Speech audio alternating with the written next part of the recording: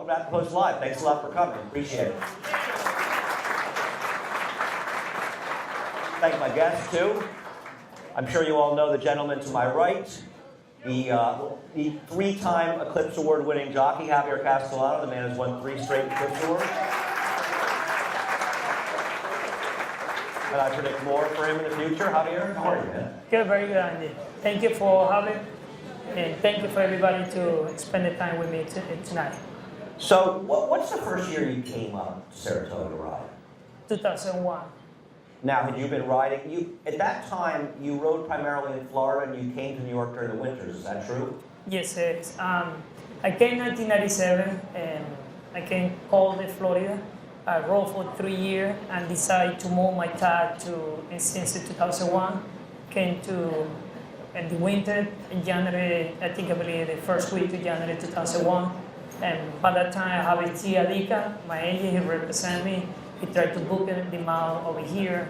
And by that time, it was really tough. I remember it was Jerry Bailey, Jose Santos, Pat Day, and Maya Smith, John Velasquez, Edgar Prado, Jorge Chavez, and Robbie Davey. They have a lot of riders, good riders by that time. I think, man, I don't think I'm in the wrong place over here. I'm not gonna make it here. So many great riders. But, I mean, it helped me to go through, to have a good background, good foundation, and try to learn the best I can. And finally, he paid off in the long term. So how did you do the first summer you were here in 2001? Well, I mean, I kind of struggled a little bit, I'll be honest with you. I didn't win too many races. I only win, I think, a few races, but I'm very lucky. I picked good filly for Randy Chirofi by the time. Scotty Chirofi, the father. I think it was the filly Exogenous. And that's, I think, it helped me a little bit to open my business and try to get more into the game, and people, they give me more opportunity. And Exogenous, I think, won the Belding, right? Yes, correct. Now, it wasn't, obviously, it didn't take long. We'll get to it, but you won the Breeders' Cup Classic 3 years later. So growing up in Venezuela, what made you, decide to become a jockey, but also to decide to come to America to ride? Well, my background, it comes from my dad. My dad was a jockey. He rode for 25 years.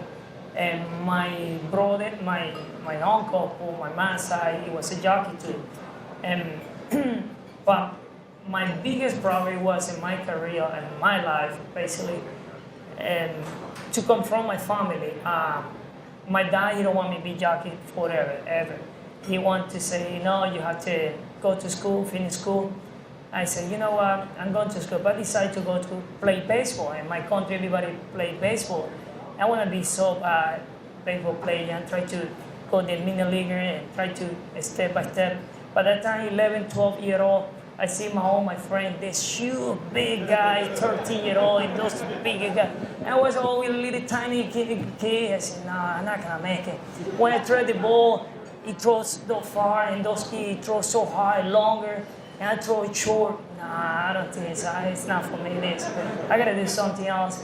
Well, the biggest problem, how can I tell my dad I want to be jockey? My jockey, he don't want me. No, he refused. Finally, it took me a little while to, okay, we commitment. I promise. I finish high school, you let me ride horses. Okay, that's the reason I started kind of late in my career. Usually, jockey start by 14, 16, 17, start riding. It took me a little while. I finished my high school when 18-year-old. My dad, he approved to help me to be jockey. So how long after that did you end up coming here to the U.S. in general? I rode a couple horses, and I think I rode nice horse overnight stay, and the horse, they decided to bring it to United States, and I remember the trainer, he told me, hey, the horse is going to United States. I said, really? I like to ride it. I promise, I'm not going to stay there. I just to go ride and come back. And he said, they say, don't worry about it. I'll help you to do all the paper. I went through to immigration, he found the paper, and helped me out, and I rode a horse. Well, I came here, I rode different horses for him, but you know what? I never rode a horse. I tried to find it out, I think that horse disappeared. So, in Venezuela, there's a ton of racing fans there. I mean, like on Twitter, I have a lot of people that follow me. Is there a lot of racing there? They are biggest three racetrack, but the people they love racing. They like to go to the races. They like to bet it. They like to be competitive. Those two biggest sports in Venezuela, baseball and horse racing. They love it, and we have big population with it. So you come here and you're struggling. It's 2001. You come to Saratoga, you're running against these guys. You end up winning a Breeders' Cup Classic 3 years later. How does it happen that quickly? Well, I was working really hard every day and try to go every day in the morning and try to hustle, try to get on the best horses. By the time it's so hard because they have so many good riders, you have to show up and hopefully somebody, they have a commitment, maybe you pick a spot. By the time Bobby Frank, he moves his horses from California to here, and Bobby Frank, I get off a lot of horses for him, and he told me, I think it worked a horse, I think I really like it. It was called Soccer by the time, but it was a lazy horse by the time he worked 102, 103, it's slow, and that's the first horse I got to work for him, Bobby Frank. Oh man, he win a lot of great ones. Maybe that's the guy, he can help me to move forward. And I get on the horse, I work the horse together with another horse, 5 foot long. He worked with 102, 103. Right. And I come by and ask me, do you like it? Yeah, I like it. It's such a great horse, really nice horse. He said, okay, this horse is going to be one of the best horses I've been trying in my career. I said, yes, sir. Wow, that's good. I turn around and go home. Man, this guy, he don't have a clue what he talk about. I work at the horse, I look at the paper, 102, 103. I was right hard to get to the finish line. He knows something, I don't know. Well, the first time I rode the horse, he won from here to over there. It was in Belmont, right? It was a Friday afternoon, one of those late cars, and he came from like 20 lengths behind. And he broke his slow out of the gate. He got a lot of there in the face. I ended up too far by. I said, oh, jeez, that's in my best shots. He told me, make sure you get it done. And now the horse, he got a lot of there in the face. He don't want to go for. And I put it way outside. Let me give you a chance to run the horse. He came flying. He wanted to say, wow. He made me open the door to ride more horses for him. That must have been pretty exciting to ride a horse like that. He's one of the great horses, I think, of our lifetimes, Go Sapper. Yeah, for sure. I don't think I see too many horses the way he did it. Usually horses, you see the horses, if he's sprinted, if he's long, it's long. You don't see too many horses. You can play, they win the way he did it.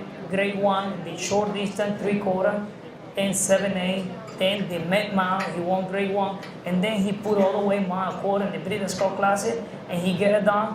I don't see too many horses. He win grade 1, the short, middle, and long. You don't see too many horses like that. Agreed. He was an amazing horse. Now, just about 2 years later, you rode Bernardini after that. How did you end up on him? And you rode him the Preakness, of course, and throughout his career, I assume. Yeah, I remember I was riding Quinela, and that time in the spring, Quinela me, and I had to fly from Quinela to New York. I get on the airplane, Delta, fly, and early in the morning, 6 o'clock, we landed by 9 o'clock, and my agent called me, hey, you get on, yeah, you ride today. I get on some horse, a really nice horse, by Bernardini, Epindi, by Cara Rafaela. It's an amazing horse. I think you're right. But I remember when getting in the airplane, I saw Mr. Bell, Jimmy Bell. He's in charge to the Godolphi and Darley stable. And Tommy Albertani, the trainer, was there. We flew, all three, we flew from Quinela to New York that morning. I remember he told me, hey, listen, you ride nice horses for me today, and I think it's gonna be one of the best horses. Really? Oh, it's good. And I think Prado, he rode last time, he broke a maybe, but Prado by that time, Edgar Prado, used to be ride horses for Rick Dutro. He have a commitment to ride that race. And he can get off the call, and I beat that horse, and a small field, 4 horses, and broke it, 3rd, 4th, turned for home, and I tried to hit the horse, and the whip come out all the way in the air. Oh, I tried to get in, yeah. Man, I missed the whip, and now, yeah. And I did like this with the horse. He took off again, I went by 10. Whoa, what a horse, man. And everybody excited, and wow, it's a great horse. What do you think of it? No, it's a great, super horse. And I said, well, next time we go to the Preakness. Preakness? No way. Yeah, the Preakness. We skip the Derby. We can make it for the Derby with the Preakness. At that time, the Preakness, Barbaro. Everybody know Barbaro. It was undefeated. I said, wow, Barbaro. How can beat Barbaro? Everybody, unfortunately, we all know about Barbaro. And the whole hero shoes. I mean, he gave me the best run in my career, and it was a great horse. Now, it must have been weird riding him because you win the Preakness on Bernardini and you get back to the winner's circle and basically nobody's celebrating, nobody's paying attention to you because of Barbaro. And obviously you want to be excited and thrilled. You just had one of the biggest wins of your career, but it's also this terrible moment in racing. It must have been a difficult moment. It was. I mean, when Super Iguaye, I didn't realize what happened. And I just celebrate, yes, I win my first Triple Crown, the Preakness. Oh, I'm so excited. I was, my first, no, it wasn't my first Grade 1, it was my first Triple Crown. I was so excited to do that. And then when I see everybody cry, everybody go running to the, oh my God, when I see the horse in the ground, what happened? No, it was Barbaro. Wow, and it was uncomfortable to me because I wanted to celebrate because it was my best biggest moment in my career in that time. But at the same time, you have to, go with the moment. And I don't want to hurt any feelings, nobody. And we want to know what's going on with the horse. Maybe if the horse we can save, I don't know. We don't know what happened in that situation. It was kind of frustrating myself. So you've won 3 straight Eclipse Awards. How does that make you feel about where you've come in your career? It was great. I mean, everything is take momentum to go forward. I've been working hard and to get to my point where I am right now. And don't get me wrong, I didn't do anything just by myself. I have a lot of help behind me. I got my agent, my musica. He put a lot of effort every single day. He tried to book the best horses in the ground to win the races, to move forward, to build to the momentum. And the training gave me a lot of confidence to ride the best horses. And they support to me and they always appreciate everything I do for the horses and the owner. If they own it and they train it, I wouldn't be here. One of the things that strikes me in watching you ride, and you really see this in Florida, because I spent a couple of months out in the winter, the day after you won the Eclipse Award, you rode a $6,000 claimer, and either the first or second race, and you gave the horse a ride that if you rode a horse in the Breeders' Cup, people would have said it was a great ride. To me, you ride horses from the lowest level to the highest level, you give them all their best chance to win. And to me, that's what makes you a champion rider, not just because you get on the best horses and ride and win on them. You also ride some bad horses and win on them as well. Andy, I learned something in this game because I see so many things up and down. This game is tough. It's a roller coaster. And one thing about this game I learned, I don't take anything for granted. You have to work hard every single day. When the opportunity comes, you have to go for it and be appreciation what you have because we don't have too many people the opportunity I have and be always very thankful and blessed where the position I am. I don't want to take it greedy. I don't want to be like, oh, okay, that kind of horse I don't want to ride because I think it's going to make my longer career. Maybe I can get hurt or not. I just want to enjoy the moment. I love what I do. I want to work hard. I want to keep riding for a little while. And I enjoy what I do. I enjoy to ride horses. I enjoy to win it. 60 to 50, Grade 1, Breeders' Cup. I enjoy the moment. Well, it comes out in your riding, and we appreciate it. Thank you. Appreciate you taking some time to come down and join us here, Javier. So thanks a lot for coming, man. Thank and you, all guys. the best. Thanks a lot, guys. Javier Castellano. We're going to take a short break. Who knows, maybe we'll be able to get on the radio at some time. But anyway, thanks for coming down. Keep in mind, At the Post Live is brought to you by Capital OTB. Watch, wager, and win with Capital OTB. Tom Amis will be up in just a few moments.